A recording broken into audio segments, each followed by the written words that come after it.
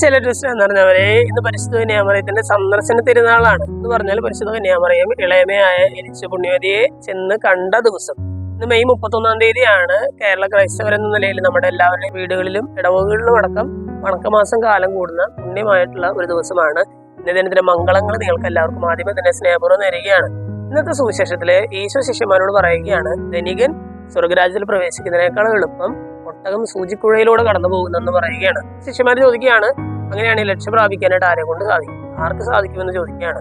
അപ്പൊ ഈശോ പറയുന്നൊരു വചനമുണ്ട്, മനുഷ്യന് ഇത് അസാധ്യമാണ്, പക്ഷെ ദൈവത്തിന് എല്ലാം സാധ്യമാണ്. ദൈവത്തിനെല്ലാം സാധ്യമാണ് എന്നുള്ളൊരു വചനം നമ്മൾ ഇതിനു മുമ്പ് കേട്ടിട്ടുള്ളത് മറിയത്തിന്റെ മംഗളവാർത്തയുടെ സമയത്താണ് അല്ലെ. അവിടെ നമ്മുടെ ദൂതൻ, ഈ ഗബ്രിയേൽ ദൂതൻ മറിയത്തോട് പറയുന്ന ഒരു വചനമാണ്, ദൈവത്തിന് അസാധ്യമായിട്ട് ഒന്നുമില്ല എന്ന് പറയുന്നത്. അതേ വചനം തന്നെയാണ് ഇന്നത്തെ സുവിശേഷത്തിൽ ഈശോയുടെ വായിൽ നിന്ന് നമ്മൾ കേൾക്കുന്നത്, ദൈവത്തിനെല്ലാം സാധ്യമാണ്. സ്നേഹമുള്ളവരെ, ഇന്നേ ദിവസം പരിശുദ്ധ കന്യാമറിയത്തെ നമ്മൾ ഓർക്കുമ്പോൾ, നമ്മൾ പരിശുദ്ധ കന്യാമറിയ എലിസബത്തിനെ സന്ദർശിച്ച ആ വിവരണം നമ്മൾ വായിക്കുമ്പോൾ നമ്മുടെ മനസ്സിൽ ഉണ്ടാകേണ്ട ഒരു കാര്യം ഇത് തന്നെയാണ്. പരിശുദ്ധ കന്യാമറിയത്തിന്റെ ജീവിതത്തിലും എലിസബത്തിന്റെ ജീവിതത്തിലും ഈ വചനം നിറവേറിയത് നമ്മൾ കണ്ടതാണ്. ദൈവത്തിന് അസാധ്യമായിട്ട് ഒന്നും തന്നെയില്ല.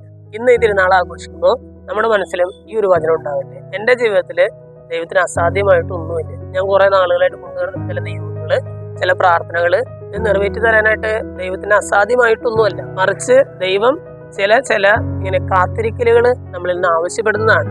ദൈവത്തിന് അസാധ്യമായിട്ടൊന്നുമില്ല, ദൈവം അതിനനുസരിച്ച് പ്രവർത്തിക്കുന്നത് തന്നെ ചെയ്യും. ഈ ഒരു വചനം മനസ്സിൽ ചിന്തിച്ച് ദൈവത്തിൽ ആശ്രയിച്ച് മുന്നേറാനായിട്ട് പരിശ്രമിക്കാം. ദൈവം നമ്മെല്ലാവരെയും സമൃദ്ധമായിട്ട്